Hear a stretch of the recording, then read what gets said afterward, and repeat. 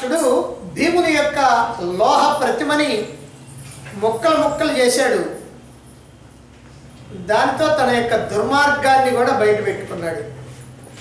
శ్రీకృష్ణుడు అనేకమైనటువంటి హితవచనాలు చెప్పాడు. పాండవుల మీద నువ్వు ఇంత పగని పెంచుకోవాల్సిన అవసరం లేదయ్యా, పాండవులు ఎప్పుడు కూడా నీ ఆజ్ఞకు బద్ధులైనటువంటి వాళ్ళు అని అనేక విధాలుగా చెబితే దానితో ధృతరాష్ట్రుడి యొక్క కోపం కొంచెం తగ్గింది. అలాగనే దుర్మార్గం కూడా కొంతవరకు ఉపశమించింది. ఆ తర్వాత అందరూ కూడా గాంధారి దగ్గరికి వెళ్ళారు. ధర్మరాజు నమస్కారం చేశాడు గాంధారికి. ఆమె ఏదో పట్టించుకోనట్టుగా ఉన్నది. ఆ తర్వాత దగ్గరికి వెళ్ళి నమస్కారం పెడితే గాంధారి ధర్మరాజుని శపించాలనుకుంది. ఎందుకనంటే ఈ యుద్ధం అంతా కూడా ధర్మరాజు మూలాన్నే వచ్చింది, దాని కారణంగానే తన 100 మంది కొడుకులు చనిపోయారు అని అతన్ని శపించాలనుకుంది. ఈ విషయం తెలుసుకున్నటువంటి వ్యాస మహర్షి వెంటనే ప్రత్యక్షమయ్యాడు. గాంధారి, ఎందుకు ఇలా నీవు అసూయని కలిగి ఉంటున్నావు?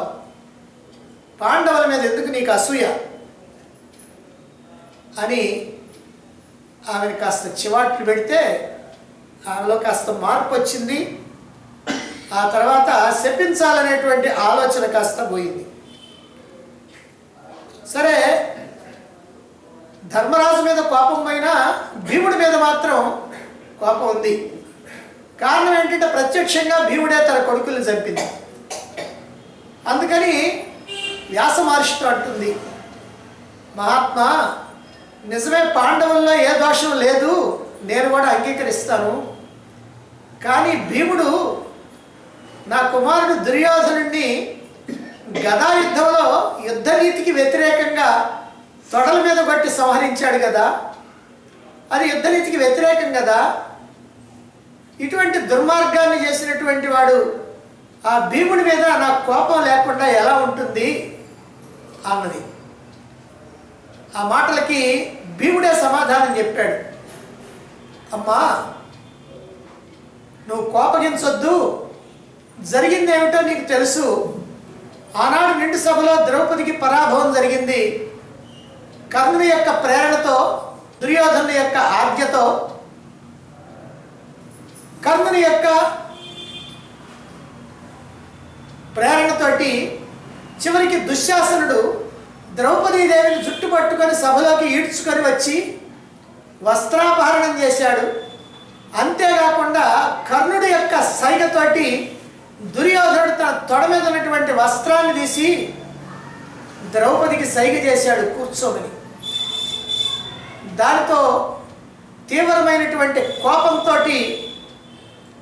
నేను ప్రతిజ్ఞ చేశాను, ఈ రోజున ఈ దురాత్ముడైనటువంటి దుర్యోధనుడు పతివ్రత తల్లి అయినటువంటి ద్రౌపదీదేవిని తన తొడ మీద కూర్చోని తొడను చూపించాడు కనుక, ఏ తొడనైతే ఈ రోజున చూపించాడో జరగబోయేటువంటి మహాయుద్ధంలో ఆ తొడని బ్రద్దలు బట్టి నేను సంహరిస్తాను. అలా సంహరించకపోయినట్లయితే నేను పితృపితామహుల యొక్క గతికి తప్పినటువంటి వాడిని అవుతాను అని ప్రతిజ్ఞ చేశాను. ఆ ప్రతిజ్ఞని నేను నిలుపుకోవాలి. క్షత్రియుడైనటువంటి వాడు ప్రతిజ్ఞ నిలుపుకోవటం క్షత్రియోచితమైనటువంటి ధర్మం. అందుకే అలా తొడల మీద కొట్టాల్సి వచ్చింది. అంతేకాదు, నీవన్నట్లుగా గదాయుద్ధ నీతి ప్రకారం తొడల మీద కొట్టడం యుద్ధ నీతికి తప్పినట్లే. దుర్యోధనుడు ఎంతో పరాక్రమం కలిగినటువంటి వాడు, గదాయుద్ధంలో నైపుణ్యం కలిగినటువంటి వాడు, తీవ్రమైనటువంటి పరిశ్రమ చేసినటువంటి వాడు. అతన్ని గదాయుద్ధంలో ఓడించడం అంత సామాన్యమైనటువంటి విషయం కాదు. మరి 18 రోజుల యుద్ధంలో మీ సేనని మొత్తాన్ని కూడా సంహరించిన తర్వాత దుర్యోధనుడు ఒక్కడు మిగిలాడు. ఆ దుర్యోధనుడితో నాకు యుద్ధం తటస్థించింది. అలాంటి సందర్భంలో నేను గనక దుర్యోధనుడి చేతిలో కనుక నేను మరణిస్తే ఈ రాజ్యం మొత్తం మీకేగా. మరి ఇంత చేసిన తర్వాత ధర్మంగా మాకు రావాల్సినటువంటి రాజ్యం కోసం యుద్ధం చేసేటువంటి మేము ఆ రాజ్యాన్ని వదులుకుంటామా? అందుకని ధర్మమా అధర్మమా అవన్నీ నేను పట్టించుకోదలుచుకోలేదు. నా క్షాత్ర ధర్మాన్ని నేను నిలబెట్టుకోవాలనుకున్నాను. అందుకే దుర్యోధనుడిని ఎట్లా కొట్టడం జరిగింది. అదిగాక నీ కొడుకులు న్యాయంగా ఉన్నారా? జోదంలో మోసం చేయలేదా? చిన్నప్పుడు నాకు విషం పెట్టలేదా? గంగలో దోయించలేదా? లక్క ఇంట్లో తగలబెట్టాలనుకోలేదా? ఇవన్నీ న్యాయంగానే చేశారంటావా అనేటప్పటికీ గాంధారి పాపం ఏం మాట్లాడలేదు. కానీ ఏదో రకంగా భీముడి మీద ఏదో ఒక నెపం వేయాలనుకుంది. అందుకని భీమసేన, దుర్యోధనుడి గురించి నువ్వు చెప్పినటువంటి మాటలన్నీ కూడా సమంజసమే, నేను కూడా అంగీకరిస్తాను. కానీ దుశ్శాసనుని చంపి అతని యొక్క రక్తాన్ని తాగావే, ఎవరైనా సరే ఈ లోకంలో మానవుడు ఎవడైనా సరే ఇతరుల యొక్క రక్తాన్ని తాగుతాడా? అది ఎవరు చేస్తారు? రాక్షసులు, పిశాచాలు వాళ్ళు చేస్తారు. అటువంటి నీచమైనటువంటి రాక్షస పిశాచ ప్రవృత్తి కలిగినటువంటి వాడివా నువ్వు అని ఇప్పుడు మరొక నెపాన్ని వేసింది. అందుకని ఇప్పుడు చెప్పాడు మళ్ళీ. దుశ్శాసనుడి విషయంలో కూడా నేను ఆ రోజే ప్రతిజ్ఞ చేశాను. ఏమనంటే, ఈ రోజున ద్రౌపదిని ఇలా వస్త్రాపహరణం చేసి పరాభవించినటువంటి దుశ్శాసనుడి యొక్క రొమ్ము చీల్చి అతడి యొక్క రుధిరం తాగుతాను అని ఆ రోజున నేను శపథం చేశాను. అందుకని అతన్ని సంహరించాను. అయితే ఇప్పుడు నిజం చెబుతున్నాను నీకు, అది నేను ప్రమాణపూర్తిగా చెబుతున్నాను. అదేమిటంటే, అతడి యొక్క గుండెల్లో నుంచి గుండెలు పగలబట్టి తీసుకున్నటువంటి రక్తాన్ని దోసిడితో బట్టి పెదాలు కానించుకున్నానే కానీ ఒక్క బొట్టు కూడా దంతాలు దాటి లోపలికి పోలేదు. అసలు ఎవరి రక్తమైనా తాగటమే మంచిది కాదు, తాగకూడదు. అలాంటిది నా తమ్ముడు నేను ఇద్దరం వేరు కాదు, ఒకటే. అందుకని నా రక్తాన్ని నేను తాగుతానా? తాగను. అంతేకాదు, నా చుట్టూ కూడా కౌరవ సేనలన్నీ కూడా వచ్చేసి వాళ్ళందరి నుంచి నేను తప్పించుకోవాలి. తప్పించుకొని ఈ రక్తాన్ని తీసుకెళ్ళి ద్రౌపదీదేవి కుర్లకి రాయాలి. అప్పుడే ఆ కుర్లు ముడి వేసుకుంటుంది. ఎందుకనంటే ఆ రోజున దుశ్శాసనుడు పట్టుకున్నప్పుడు, ఆ జుట్టు పట్టుకొని తీసుకొస్తున్నప్పుడు కొన్ని వెంట్రుకలు రాలిని. అప్పుడు ద్రౌపది ఒక మాట అన్నది, మళ్ళీ దుశ్శాసనుడి యొక్క రక్తంతో నా కుర్లు తడిచినప్పుడు మాత్రమే నేను ముడి వేస్తానని. అందుకని చెప్పి నేను పోవాలంటే అందరూ భయపడాలంటే ఈ రక్తాన్ని అట్లా నేను తాగినట్టుగా, నెత్తి మీద మోసుకున్నట్టుగా, నృత్యం చేస్తున్నట్టుగా అలా చేసినప్పటికల్లా ఎక్కడ వాళ్ళు అక్కడ కూడా ఆ చేతుల్లో ఉన్నటువంటి ఆయుధాలన్నీ జారిపోయి అలా నిలబడిపోయారు. అప్పుడు నేను వెళ్ళి ఆ ద్రౌపది కుర్లకి రక్తం రాసిచ్చాను. కాబట్టి ఇందులో నన్ను నిందించాల్సినటువంటి పని లేదు. పైగా నీ కొడుకులు ఇంత అన్యాయం చేస్తుంటే వాళ్ళని ఏమాత్రం కూడా నిరోధించకుండా ఇవాళ నా మీద తప్పులేస్తున్నావా తల్లి అన్నాడు. ఇప్పుడు మళ్ళీ మాట్లాడటానికి వెళ్ళగల గాంధారికి. అందుకని, ఏమయ్యా భీమసేన, 100 మంది కొడుకులు నాకు, ఈ 100 మందిని చంపావు కదా, ఒక్కడి గనక వదిలిపెడితే ఆ ఒక్కడు కూడా వృద్ధులమి అంధులమి అయినటువంటి మాకు ఊతకర్రగా ఉండేవాడు కదా, ఆ ఒక్కడు కూడా మీకు అనుకూలమైనటువంటి వాడు, లేదా పాపాలు తక్కువ చేసినటువంటి వాడు, అటువంటి వాడిని ఒక్కడిని వదలొచ్చుగా, అలాంటి వాడు ఒక్కడు కూడా దొరకలేదా మీకు అన్నది. అంటే వికర్ణుడు వీళ్ళకి అనుకూలంగా ఆ రోజున మాట్లాడాడు కనుక 2 సభలో అతన్నైనా వదలొచ్చు కదా అని. దానికి భీముడు చెప్పాడు, అమ్మా అసలు యుద్ధం అనేది ప్రారంభమైన తర్వాత శత్రువు కనుక కనపడితే ఆ శత్రువుని చంపటమో శత్రువు చేతిలో చావటమో ఏదో ఒకటి జరుగుద్ది. కానీ ఇతడు పూర్వంలో ఏం చేశాడు, ఆ తర్వాత ఏం చేశాడు, అప్పుడు ఎట్లున్నాడు, ఇప్పుడు ఎట్లున్నాడు, ఇవన్నీ ఆలోచించుకోరు. శత్రుపక్షంలో ఉంటే ఆ శత్రువుని చంపటమే. నకుల సహదేవుల మేనమామ మీ పక్షంలో ఉన్నాడు శల్యుడు, ఆ శల్యుడిని ధర్మరాజు చంపాడు. అయ్యో అతడు మా మేనమామ కదా అనేటువంటి ఆలోచన లేదు. కాబట్టి ఇలా తమ్ముడని, తాతని, మానవుడని, మామని, మంచివాడని, చెడ్డవాడని ఇవన్నీ చూడటం జరగదు. యుద్ధరంగంలోకి వచ్చిన తర్వాత శత్రువులను చంపడమే, లేదా శత్రువు చేతిలో చావటమే, ఏదో ఒకటి జరగాలి. అంతే తప్ప అక్కడేం ఆలోచించడానికి అవకాశం ఉండదు అన్నాడు. ఈ మాటలన్నీ చెప్పేటప్పటికల్లా పాపం ఏమి మాట్లాడలేకపోయింది. సరే, అంతటితోటి ఇక్కడ ఈ విషయాన్ని వదిలిపెట్టి ఆ ధర్మరాజు వాళ్ళందరూ కూడా వచ్చారు. వాళ్ళందరిని తీసుకొని కుంతీదేవి దగ్గరికి వెళ్ళారు. ద్రౌపది అక్కడ ఉంది. ద్రౌపది కూడా పుత్రశోకంతో తీవ్రమైనటువంటి దుఃఖంలో ఉంది. ఆ ద్రౌపదిని కుంతీదేవి గాంధారి ఇద్దరు కూడా ఓదార్చారు.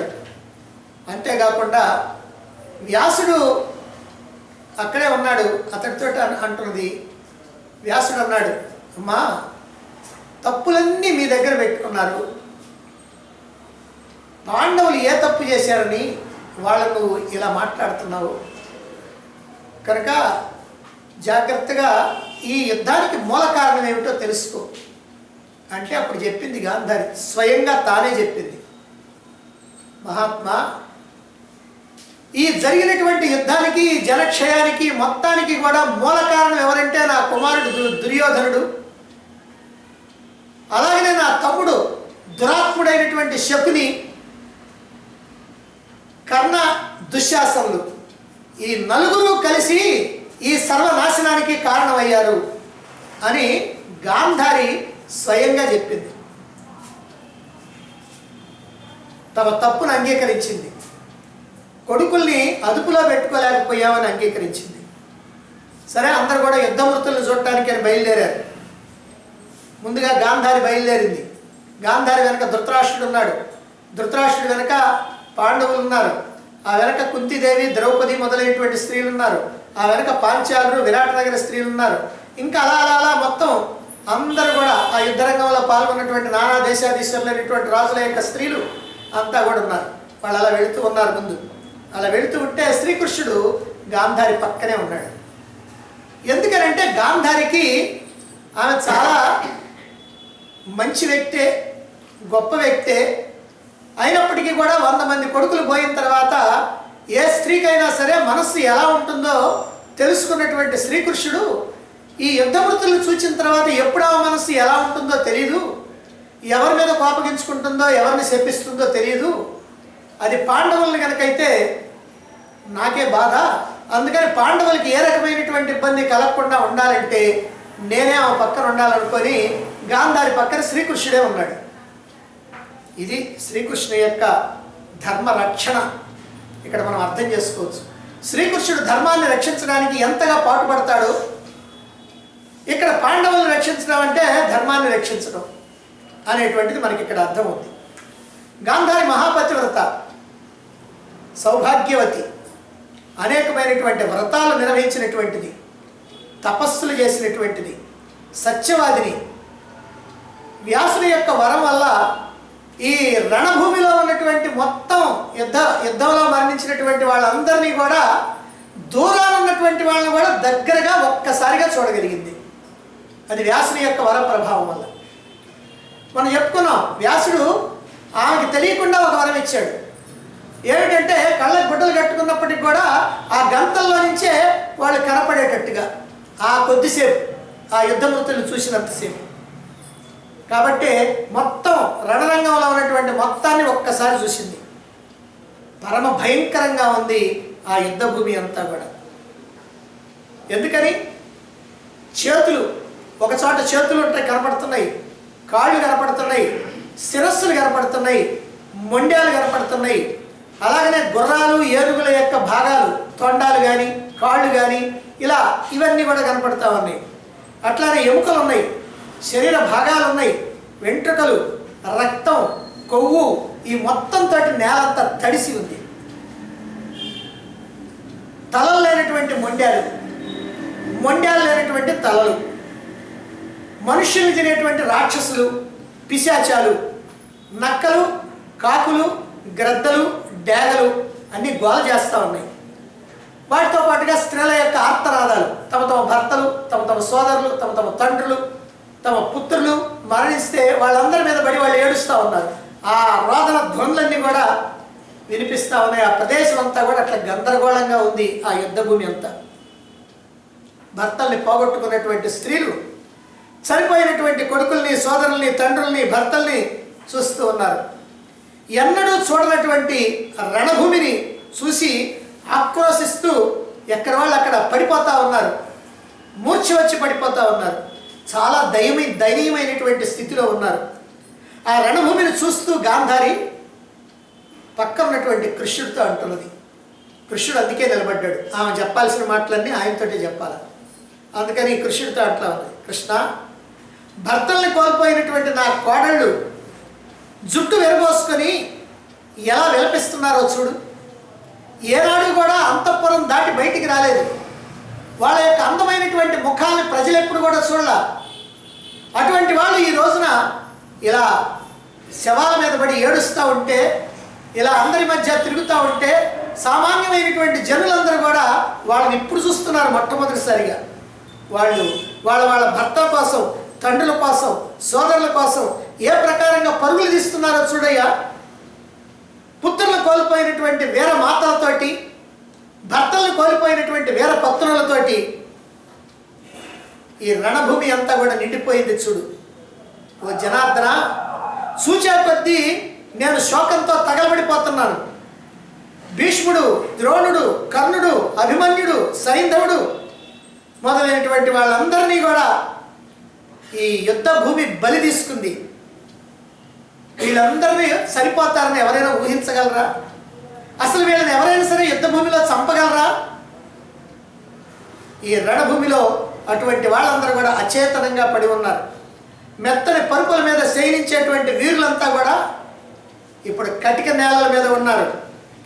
కొందరు చేతుల్లో కత్తులు ఉన్నాయి, కొంతమంది చేతుల్లో గదలు ఉన్నాయి, కొంతమంది చేతుల్లో బాణాలు ఉన్నాయి, కొంతమంది చేతుల్లో పరిగెలు ఉన్నాయి, కొంతమంది చేతుల్లో బల్యాలు ఉన్నాయి. ఈ రకంగా అందరు కూడా ఇంకా చేతుల్లో ఆయుధాలు పెట్టుకొని కొంతమంది ఉన్నారు. కొంతమందికి ఏమో ఆయుధాలతో సహా చేతులన్నీ కూడా తెగిపోయి పడి ఉన్నారు. కొన్ని చోట్ల తలలు ఉన్నాయి, కొన్ని చోట్ల మొండ్యాలు ఉన్నాయి. ఇలా ఎందుకు జరిగిందంటే, ఒక సైనికుడు లేదా ఒక వీరుడు అలా పరిగెత్తుకుంటూ వస్తున్నాడు. అలా పరిగెత్తుకుంటూ వస్తామంటే ఎదురుగా శత్రుసేనలో ఉన్నటువంటి వాళ్ళు బాణం వేస్తే ఆ బాణంతో అతని శిరస్సు తెగిపోయింది. ఆ తెగిపోయినటువంటి శిరస్సు ఏమో వెనక్కి పడిపోయింది. అతడు పరిగెత్తు ఉన్నాడు కదా, శిరస్సు తెగిపోయిన తర్వాత కూడా ఇంకా 4 అడుగులు వేసి పడిపోయాడు.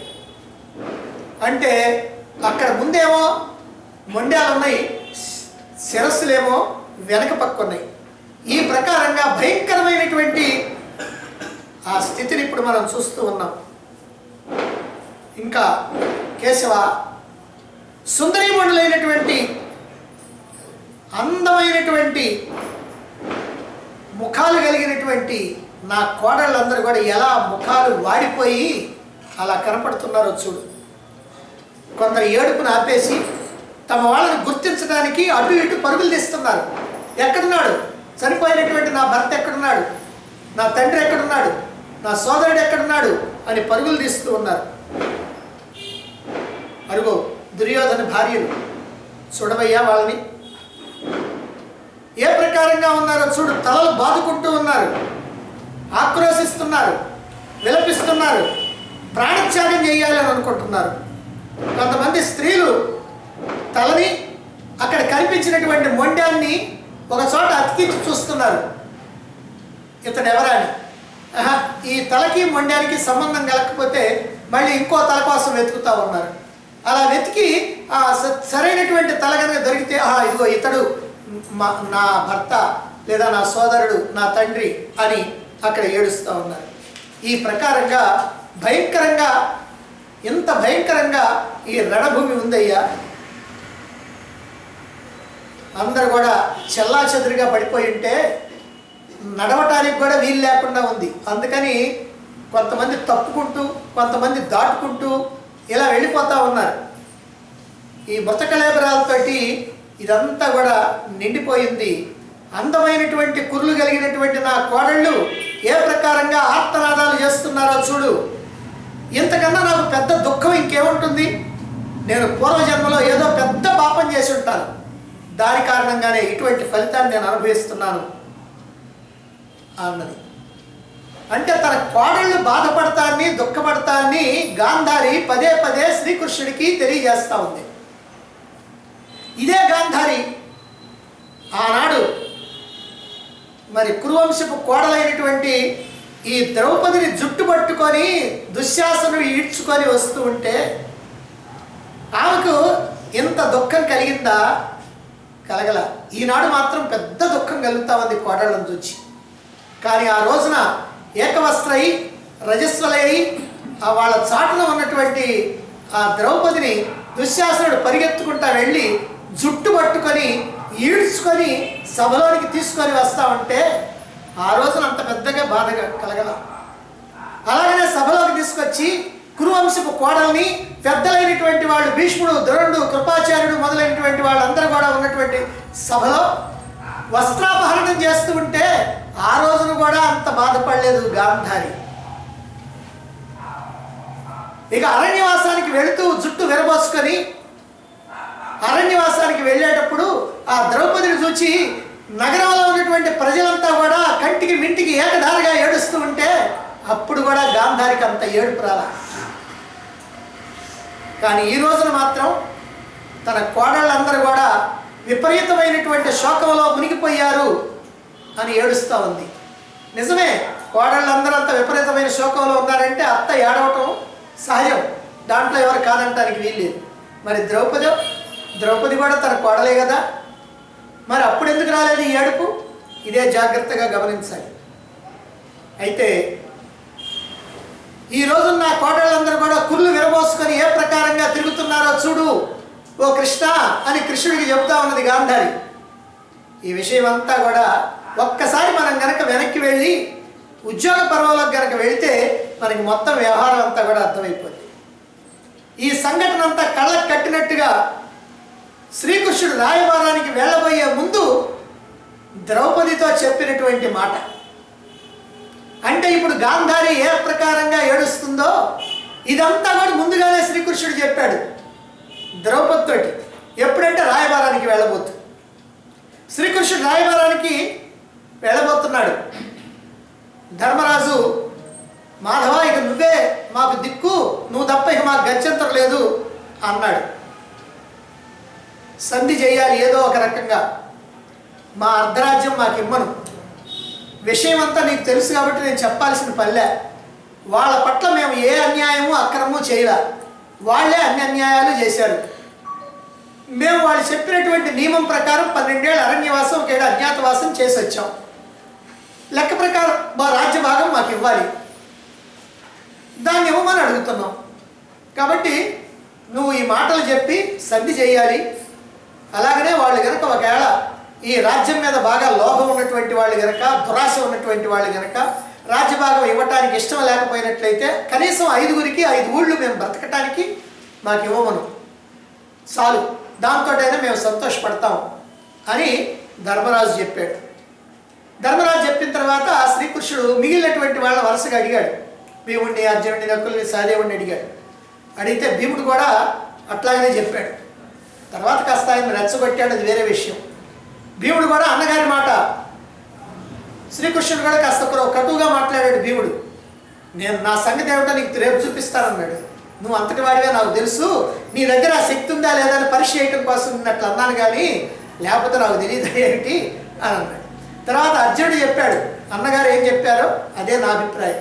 నకులుడు చెప్పాడు అన్నగారు ఏం చెప్పారో నాది అదే అభిప్రాయం. సహదేవుడిని అడిగాడు. అప్పుడు సహదేవుడు మాట్లాడుతున్నాడు. ఏమంటున్నాడు సహదేవుడు? కృష్ణ, సంధి అనేటువంటి మాట అసలు వద్దు, 5గురికి 5 ఊళ్ళు అడగటం అనేటువంటిది వద్దు, అసలు రాయబారమే నాకు ఇష్టం లేదు. ఎందుకనంటే ఇప్పటివరకు వాళ్ళు చేసినటువంటి ఘోరాలు అన్యాయాలు ఏదైతే ఉందో వాటికి ప్రతిఫలం వాళ్ళు అనుభవించాలంటే యుద్ధం జరగాల. ద్రౌపదీదేవి కన్నీటికి కరిగిపోయి ఆ రోజున ధృతరాష్ట్రుడు ఇచ్చినటువంటి రాజ్యాన్ని తీసుకొని రావటం నాకు మనస్సులో ఏదో బాధగా ఉంది. సరే ఏదో జరిగిపోయింది, అన్నగారు ఇష్టపడ్డారు, వచ్చారు, అయిపోయింది. సరే కొంత దూరం రాగానే మళ్ళీ పిలిచారు, సరే వదిలిపోయింది అనుకున్నా, ఇక నాకు బాధ లేకుండా పోయింది. కానీ ఇప్పుడు ఈ రోజున మళ్ళీ వాళ్ళని ఈ 5 ఊళ్ళు ఇవన్నీ అడగటం ఉండే, ఇంతకంటే ఇంకా భిక్షాటం చేసుకోవటం నయమయ్యా. ఎందుకు ఈ ప్రకారంగా వాళ్ళు అడగటం? సిగ్గు లేదా మనకి? ఎప్పుడు కూడా మన పని బిచ్చం ఎత్తుకోవటమేనా? ఆ రోజున ఏకచక్రపురంలో బిచ్చం ఎత్తుకున్నాం, ఇప్పుడేమో మాకు 5 ఊళ్ళు 2 ఊళ్ళు 4 ఊళ్ళు అని బిచ్చం ఎత్తుకోవాలనా అని తీవ్రంగా మాట్లాడాడు సహదేవుడు. సహదేవుడు ఎప్పుడైతే తీవ్రంగా మాట్లాడాడో సాక్షికి సహదేవుడు ఏదైతే చెప్పాడో అదే నా అభిప్రాయము, ఇక్కడ ఉన్నటువంటి రాజులందరి అభిప్రాయం అన్నాడు. రాజులందరి అభిప్రాయం అనగా రాజులందరూ కూడా చప్పట్లు కొట్టారు, సంతోషంతో కేరింతలు కొట్టారు. అంటే మా అభిప్రాయం కూడా ఇదే అని. సరే, అంతా అయిపోయింది. అయిపోయిన తర్వాత ఇప్పుడు ద్రౌపదిని అడిగాడు. ఇప్పుడు ద్రౌపదిని అడిగితే ద్రౌపది అంటుంది, కృష్ణ అంటే ద్రౌపది మాట్లాడిన మాటలు కనుక మీరు విన్నట్లయితే చాలా ఆశ్చర్యంగా ఉంటుంది. ఎందుకనంటే ఇష్టం వచ్చినట్టు తిట్టింది. ఒక మాటలో చెప్పాలంటే, కృష్ణ వీళ్ళు క్షత్రియులా అసలు బ్రాహ్మణులా? ఈ పాండవులు అసలు క్షత్రియులేనా? వీళ్ళు ఏకచక్రపురంలో భిక్షాటం చేసుకున్నారు, బాగా అలవాటైందా? లేకపోతే ఇక్కడి నుంచి అలవాటు చేసుకుందాం అనుకొని ఇప్పుడు భిక్ష ఎత్తున్నారా? రాజ్యాన్ని భిక్ష అడగటం అనేటువంటిది నాకు ఇష్టం లేదు.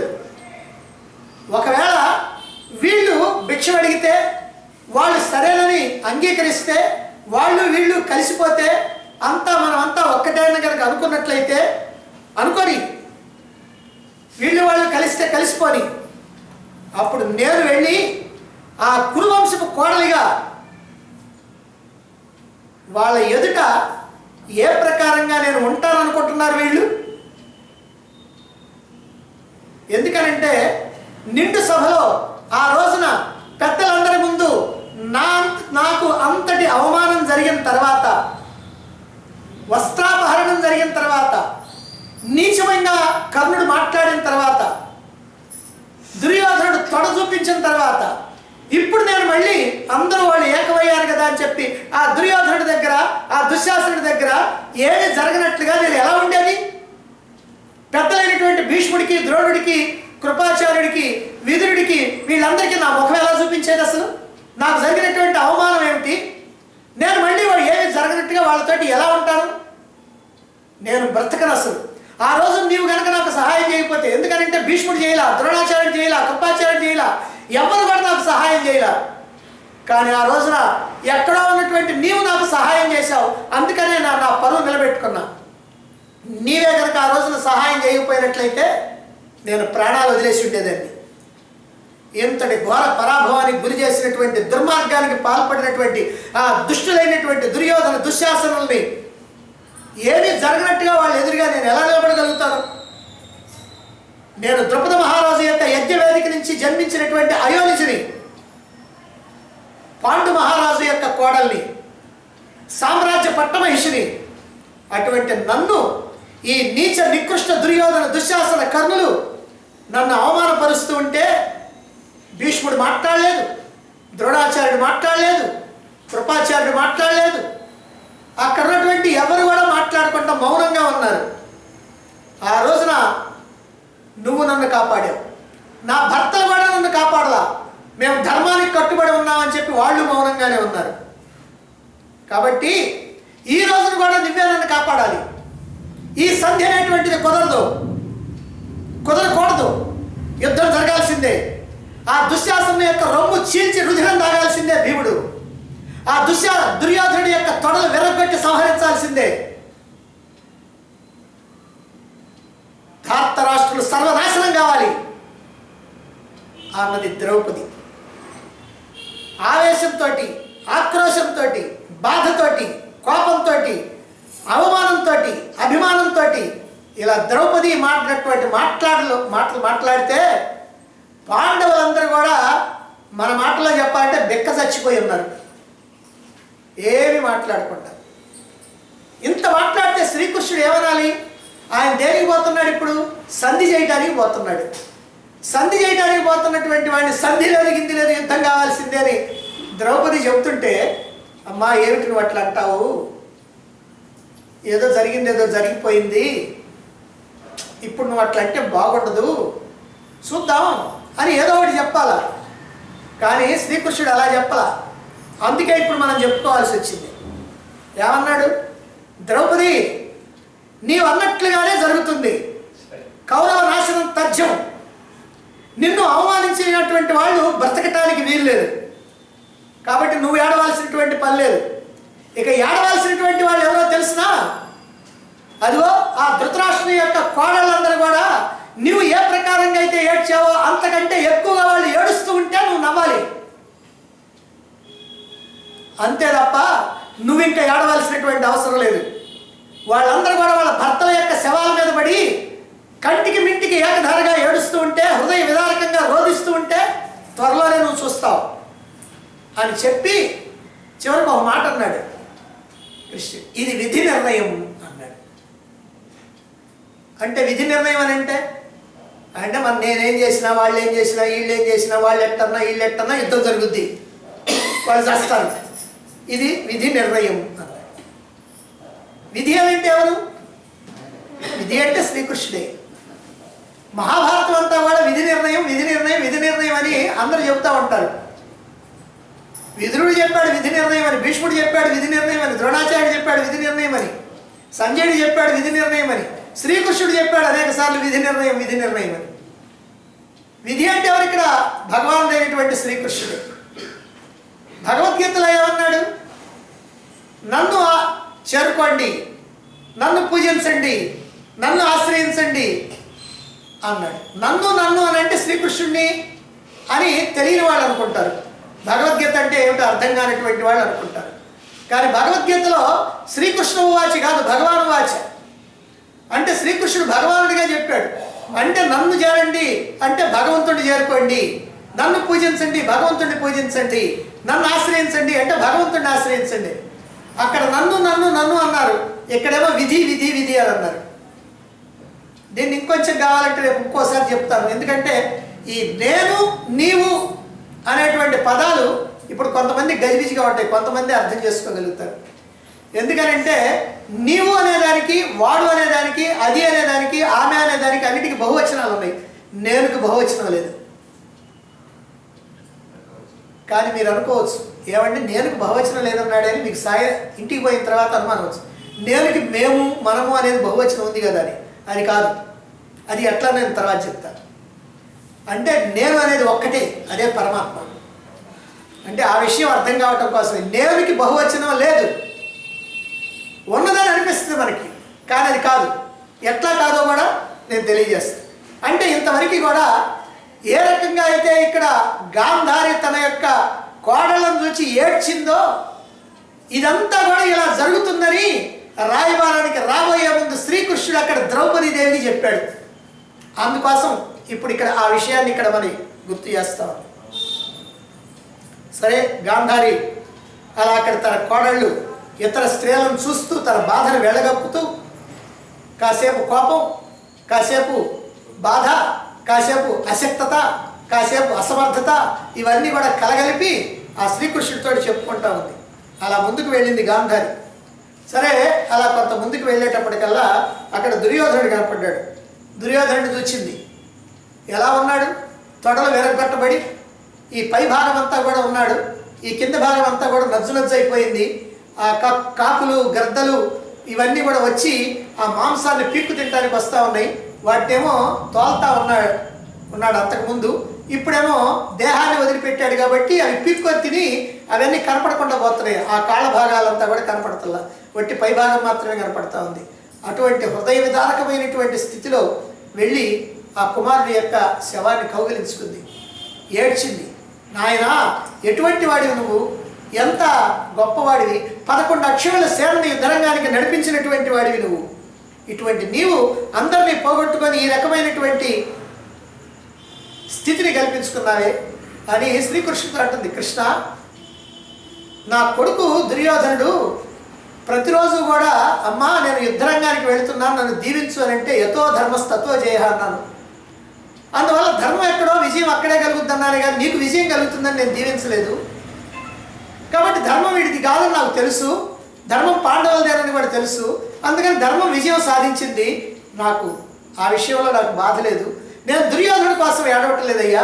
100 మంది కొడుకుల్ని పోగొట్టుకున్నటువంటి ధృతరాష్ట్రుడి గతి ఏమవుతుందా అని చెప్పి అందుకోసం నేను ఏడుస్తున్నాను. ఈ దుర్యోధనుడు వీర స్వర్గాన్ని అలంకరిస్తాడు. ఎందుకంటే యుద్ధరంగంలో యుద్ధం చేసి సరిపోయాడు కనుక వీర స్వర్గాన్ని అలంకరిస్తాడు. కాబట్టి నాకు బాధ లేదు. కానీ అదిగో ఆ దుర్యోధనుడి భార్య చూడు, ఆ శవం మీద పడి ఏ రకంగా ఏడుస్తూ ఉందో. భర్త కోసమే కాదు, అదిగో కుమారుడు పక్కనే ఉన్నటువంటి కుమారుడు లక్ష్మణ కుమారుడు ఉన్నాడు, అదిగో అతని కోసం కూడా ఏడుస్తూ ఉంది. ఈ యుద్ధంలో వీళ్ళిద్దరు కూడా మరణించడం జరిగింది. అటు భర్త యొక్క ముఖాన్ని తడుముతూ, ఇటు కొడుకు యొక్క ముఖాన్ని తడుముతూ అలా భోర్న విలపిస్తూ ఉంది గాంధారి. ఇదంతా చూస్తూ కూడా నా హృదయం అంతా కూడా ఎందుకు బద్దలు కావటం లేదు అని గాంధారి తన కోడలను చూచి బాధపడుతూ ఉంది. ఆ తర్వాత కొద్ది దూరంలోనే దుశ్శాసనుడు. ఆ దుశ్శాసనుడి యొక్క శరీరం అంతా ఛిద్రమైపోయింది. ఎందుకంటే గుండెల్ని బద్దలు కొట్టి అందులో ఉన్న రక్తాన్ని తీసుకున్నాడు, ఆ చేతినేమో పీకి అవతల బారేశాడు. అందుకని అంత అస్తవ్యస్తంగా ఉన్నాడు. అటువంటి వాడిని చూచి అక్కడ కూడా ఏడవటం జరుగుతూ ఉంది. అయితే ఇక్కడ విచిత్రం ఏంటంటే గాంధారిలో ఇప్పుడు మళ్ళీ ఆ కోపఛాయలు ప్రారంభమైంది. కోపఛాయలు ప్రారంభమయ్యేటప్పటికీ ధర్మాధర్మాలు మర్చిపోతారు. మర్చిపోయి ఏం మాట్లాడుతుందో చూడండి. అంటే ఈ ఘోరంగా మరణించినటువంటి దుశ్శాసనుడు రక్తసిక్తమైనటువంటి స్థితిలో ఉన్నాడు. ద్రౌపది యొక్క ప్రేరణతోటి జోదం నాటి కష్టాలను తలుచుకొని, ద్రౌపది ప్రేరేపిస్తే జోదంలో జరిగినటువంటి కష్టాలన్నింటినీ కూడా తలుచుకొని భీముడు గదతోటి ఈ దుశ్శాసనుడిని చంపి అతని యొక్క గుండెల్ని బద్దలు కొట్టి ఈ రక్తాన్ని తాగేశాడు. అంటే అంతకుముందు భీముడు చెప్పాడు, నేను తాగలేదమ్మా, అది పెదాలకే తగిలిందని. కానీ ఇప్పుడు తాగేశాడు. సభలో జూదంలో ఓడిపోయినటువంటి ద్రౌపదిని చూసి, సభలో ద్రౌపది అంటే ఓడిపోయిందంట జూదంలో. ఇది గాంధారి ఇప్పుడు మాట్లాడుతున్నటువంటి మాట. ఎందుకంటే గాంధారికి అన్ని విషయాలు తెలుసు. అన్యాయంగా తన కొడుకులు పనిచేశారన్న సంగతి తెలుసు. ధర్మరాజు ధర్మానికి కట్టుబడి ద్రౌపదిని పణంగా పెట్టాడని తెలుసు. ద్రౌపదిని పణంగా పెట్టడం తప్పని చెప్పి తన కొడుకు అయినటువంటి వికర్ణుడే చెప్పినటువంటి విషయం తెలుసు. తాను ధర్మాధర్మాలు నిర్ణయించగలిగినటువంటి శక్తి కలిగినటువంటిదే. అయినప్పటికీ ఇప్పుడు అంటుంది, సభలో జూదంలో ఓడిపోయినటువంటి ద్రౌపదిని చూసి తన యొక్క సోదరుడికి కర్ణుడికి ప్రియాన్ని చేయాలని, అంటే ఇష్టంగా ఉండాలని ఈ దుశ్శాసనుడు, ద్రౌపది నువ్వు మా దాసివి, మా ఇంట్లో పోయి అందరికీ సేవలు చేయి, వాళ్ళ కాళ్ళు పట్టుకొని వాళ్ళ కాళ్ళు ఒత్తుతూ ఉండు అని అన్నాడు. అంటే ఈ మాట అన్నది పెద్ద కష్టం. అంత ద్రౌపదిని అంత అవమానమేం కాదు, ఏదో మామూలుగా అన్నాడు. ఎందుకన్నాడంటే దుర్యోధనుడికి కర్ణుడికి సంతోషం కలిగించడం కోసం అన్నాడంట దుశ్శాసనుడు అని గాంధారి ఇప్పుడు చెప్తుంది. అంటే ఈ స్థితిలో, తన కొడుకులందరూ పోయినటువంటి స్థితిలో ఏడుస్తూ శ్రీకృష్ణుడితోటి ఈ మాట చెప్తా ఉంది. మళ్ళీ ఒకసారి జాగ్రత్తగా వినండి. సభలో జూదంలో ఓడిపోయినటువంటి ద్రౌపదిని చూసి తన కొడుకు దుశ్శాసనుడు తన అన్నయ్యటువంటి దుర్యోధనుడికి, తన మిత్రుడైనటువంటి కర్ణుడికి సంతోషం కలిగించడం కోసం, ఓ ద్రౌపది నువ్వు మాకు దాసివయ్యావు, అందుకని అదిగో దుర్యోధను ఇంట్లో ప్రవేశించి అక్కడ ఉన్నటువంటి రాణులందరికీ కూడా కాళ్ళు ఎత్తుతూ ఉండు అని అన్నాడు. ఏదో వాళ్ళకి సంతోషం కలిగించడం కోసం అన్నాడు అనేటువంటి భావనతో అన్నది అని మళ్ళీ తన తప్పు తనకి తెలుస్తుంది కనుక వెంటనే అంది. అప్పుడు కృష్ణ నేను దుర్యోధనుడిని పిలిచి, కుమారా, ఈ శకుని మృత్యుపాశంలో చిక్కున్నాడు, వాడు దుర్మార్గుడు, నా తమ్ముడే అయినప్పటికీ కూడా వాడు దుర్మార్గుడు, నీ మేనమామ కలహప్రియుడు, దుర్మతి, అది గ్రహించి నువ్వు అతన్ని వదిలిపెట్టి పాండవులతో స్నేహం చేసుకో అని నేను చెప్పా. కానీ వాడు వెళ్ళ. భీముడు అసహనశీలి, సహనం లేనటువంటి వాడు, తీవ్రమైనటువంటి కోపం కలిగినటువంటి వాడు కనుక అతన్ని రెచ్చగొట్టద్దు అని ఏకాంతంలో చెప్పా. అయినా సరే దుర్యోధనుడు నా మాట వినిపించుకోలే. ఆ వాగ్బాణాలను తలుచుకొని, అంటే ఆ రోజున దుశ్శాసనుడు పలికినటువంటి పలుకులు ఏవైతే ఉన్నాయో వాటిని తలుచుకొని భీముడు ఈ రోజున దుశ్శాసనుడిని ఇంత ఘోరంగా చంపాడు. చూశావా కృష్ణ, అతని శరీరంలో ఉన్నటువంటి అవయవాలన్నీ కూడా ఎలా చెల్లా చెదరిగా పడి ఉన్నాయో చూశావా అన్నది గాంధారి కృష్ణుడితో. ఆ తర్వాత ఇంకా ముందుకు పోతా ఉంది. మరి ఎవరు కనపడుతున్నారో, ఎవరి దగ్గర ఏం మాట్లాడుతూ ఉందో, అలా మాట్లాడి గాంధారికి కోపం వచ్చిన తర్వాత ఏం చేసిందో ఆ విషయాలన్నీ కూడా మనం రేపు చెప్పుకుందాం.